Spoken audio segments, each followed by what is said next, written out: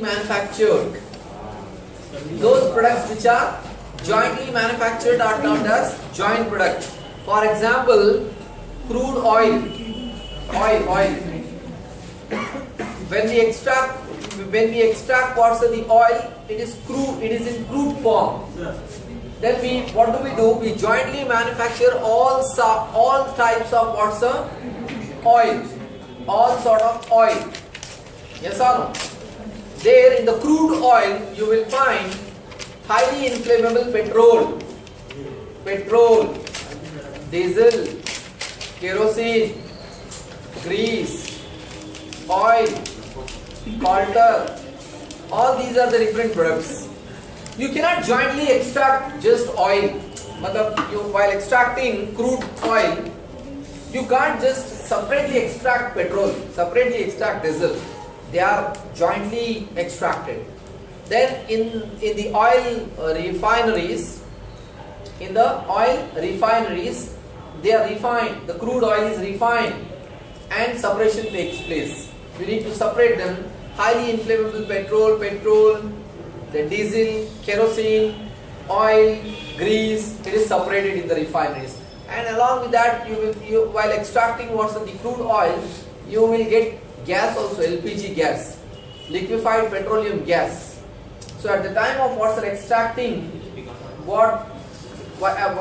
extracting or obtaining the crude oil, you will get the LPG also, that is liquefied petroleum gas, LPG.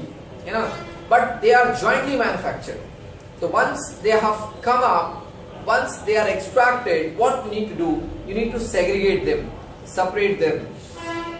Highly inflammable petrol, white petrol, is very much useful in aeroplane.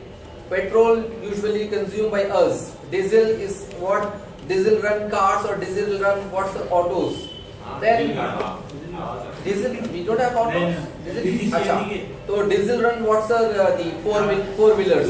Then next one, two-wheelers. Two-wheelers mostly we use petrol oil. Yes, sir. Oil, it's a lubricating for it is mostly used in the machines. Oil, it is mostly used in what we can say engine oil. Then grease, again it is a form of lubrication. And the last part of the crude oil is coulter. Coulter is very much useful for construction of the road. Construction of the road. In the construction of the road, we call it as damper, no? That is coulter. That coulter is very much useful in the construction of road. So what I want to prove here means those products which cannot be separately manufactured, they are jointly manufactured, but they are jointly manufactured are called joint products. So what you need to do? You need to do the costing of the joint products. How to find out the joint cost? How to find out the total cost of white petrol, diesel, kerosene? How to find out?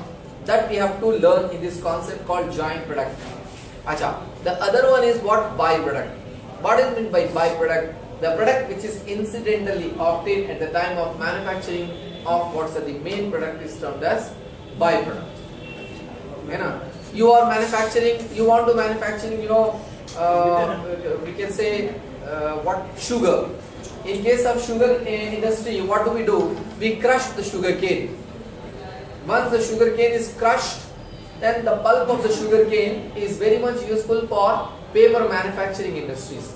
That is why those people who run sugar manufacturing industry, they also run paper manufacturing industry, because the byproduct of the sugar manufacturing industry can be used as a raw material for paper manufacturing. And mostly paper manufacturing industries are situated near sugar manufacturing industry because they utilize the byproduct. Achha. Apart from that, at the time of manufacturing of the sugar, you will also get molasses. What is molasses? Molasses is a byproduct which is obtained at the time of manufacturing the sugar, and molasses is what? It is very much useful for alcohol manufacturing. For the manufacturing of alcohol, we use molasses. That is why the people who run the sugar manufacturing industry, they also run the liquor manufacturing unit, because the byproduct of the sugar is very much useful to manufacture the alcohol. Don't disturb me. Don't disturb. So listen, a product which is incidentally obtained at the time of manufacturing of main product is called as byproduct. And the difference between, listen, the cost of the byproduct is very negligible, very small amount. Whereas if you see the joint product, cost of the joint product is what's it is more or less same. But the cost of the byproduct is what's a negligible cost as compared to the cost of main product. Listen, meaning, if you want to learn the meaning is product which is incidentally obtained at the time of manufacturing the main product is called byproduct. Product which are jointly manufactured are termed as main product. But as far as the costing is concerned, the problem relating to the joint product and byproduct have same procedure. You don't have separate procedure for joint products and byproducts. We have same or similar procedure for joint product and byproduct. While solving the problem, you need not have to follow any separate procedure for joint product and byproduct. Now listen, I quoted two examples here. One is what I have quoted, the example of oil manufacturing, oil manufacturing units, and another sugar manufacturing units I have quoted. Likewise, you can see rice mills. First of all, when the harvest is ready from the agricultural field, padding. If the rice is in the seed, we call it as padding. It is transported to rice mills. It is transported to what? Rice mills. Then in the rice mill, what happens? You see, listen to me. What do? We separate the rice from the seed. Like, you need to separate the rice from the seed. So you will get one byproduct there. What is that means? Husk. What is meant by husk? The cover of what's the rice is called what? Paddy is called what? Husk. That husk is a byproduct. Now question arises, rice is useful, but what about that husk? That husk is a byproduct. That husk is very much useful in brick manufacturing unit, bricks. But suppose say one layer of the brick is made. So before putting the another layer of brick, they put husk in between the two layers. Again one more layer is put, then they put husk in between that. So husk is very much useful in brick manufacturing unit. Apart from that, the husk is very much useful in ice depots. If you don't use husk, then ice will be melted very fast. So it is also used in ice depots. Apart from that, once the rice is separated from the seed, the color of the rice is yellowish. The color of the rice is somewhat this color, yellowish color. So what do? They put the rice in certain machines called whiteners at a temperature of 38 or 40 degrees Celsius. What they do, they polish the rice. Once the rice are polished, the color of the rice is converted from yellowish towards a whitish. Understood? Then listen, the dust of the rice is called rice bran. What it is called? Rice bran. Once the rice is polished, the dust, whatever the dust comes, it is called rice bran. That rice bran is again a byproduct of what we can say rice mills. That rice bran is very much useful to manufacture oil.